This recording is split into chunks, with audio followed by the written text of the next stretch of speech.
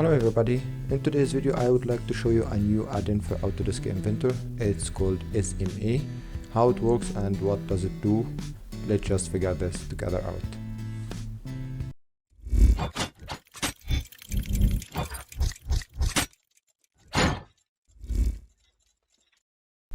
Welcome back. Let's make a quick overview of how to download the add-in. The add-in can be found on bluemech.de. You can find the download files under the download section at the bottom. Just click on it. Here's the last version. Now just download it. And let's open our Explorer. Let's extract the files and go with the installation. Next, install, and we are done. Now let's start Inventor.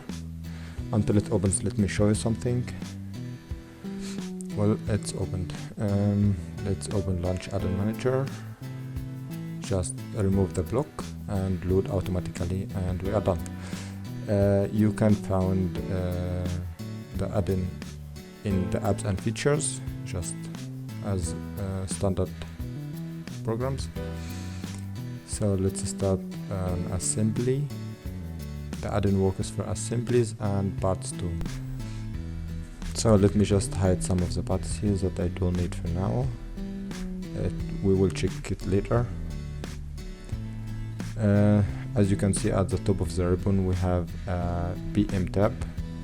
Here you can find all the add-ins actually for MECH that I create. Here's our SMA. You can change the size of the bottom as you wish, standard, or I will go with a large one for this now.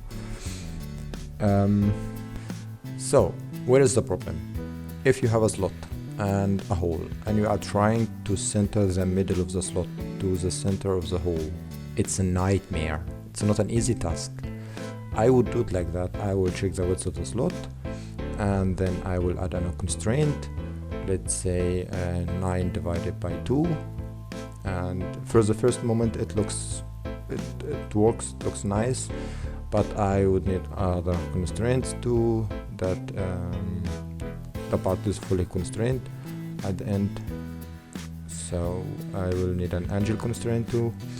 Now it looks nice, but what if in my design process I needed to change the hole size from, let's say, from 9 to 11? What's going to happen? What will happen? Well, we have a problem. The holes are not in the middle again, so I need to update the parameters here. Yeah, and now it's working, but that's too many processes, and I need now to center it in the middle. So I try to add another constraint, and as usual Inventor moves it in the wrong direction. If you tried it from the other direction, sometimes it works, but in this case I don't know why it didn't work. So yeah, that's why I thought about SMA and how to make this process easier for the user. So let's just start SMA. I will go for now with the trial version. It's 15 days, but it's fine for now. Now let's just click on it again, and it will ask you to select one of the slot faces,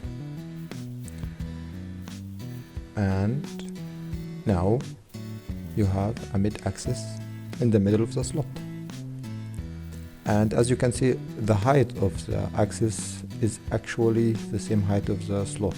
We will discuss this later.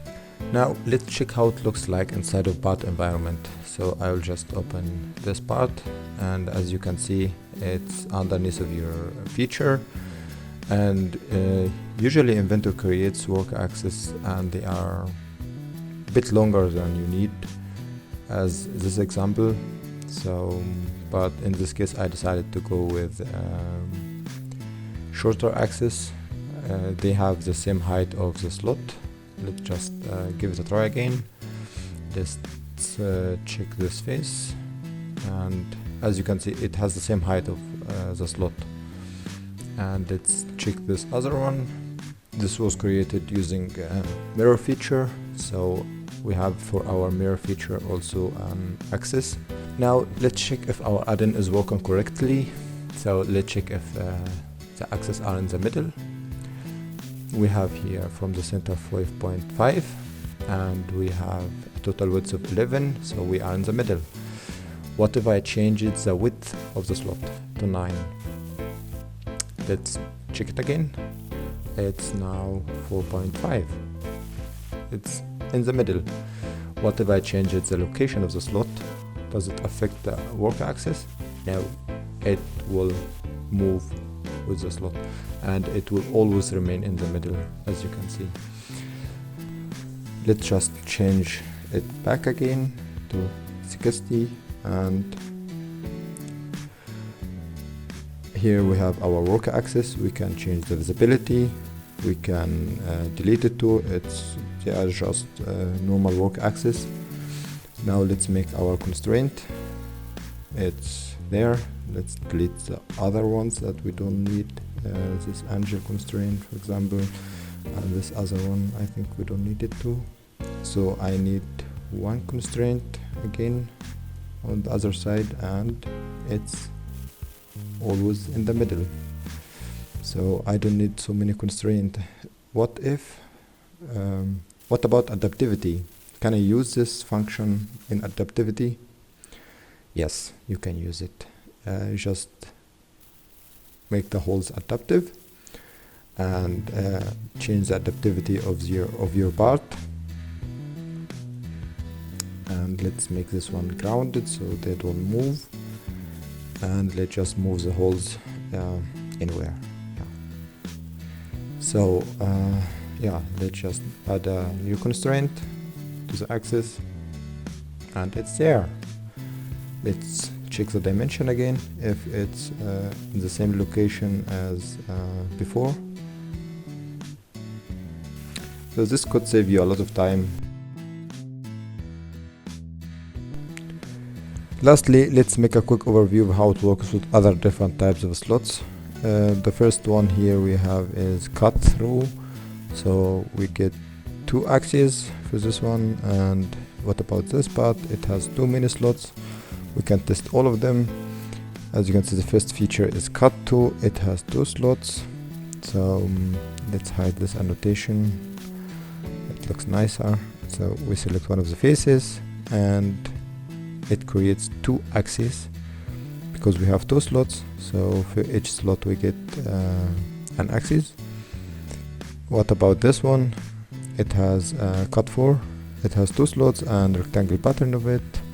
So we have cut 5 again, and we have all of them a rectangle pattern. So it looks complicated. Can our add-in handle this? Yes, it can handle it.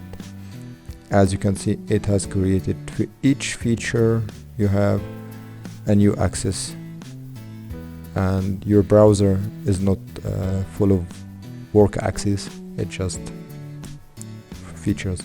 What about this type of a slot? Let's say it's a rounded one, call it like that. It works too. Other one, it's working. This one, it's working. This one is a pattern, rectangle pattern of the cut 9. Let's just give it a try, and we have overall work axis. What about other different types of slots? This is the last one. We'll check this time. It has let's say conic faces. It's not a standard one. Let's see if the add-in can handle this one. Yes, it can handle it. As you can see, it's in the middle. What about if I change it this taper or this slope of the slot and made it, let's say, normal slot again? Does it affect the direction of the work axis? No, the work axis will always point to the normal direction, and you get no errors inside of your part.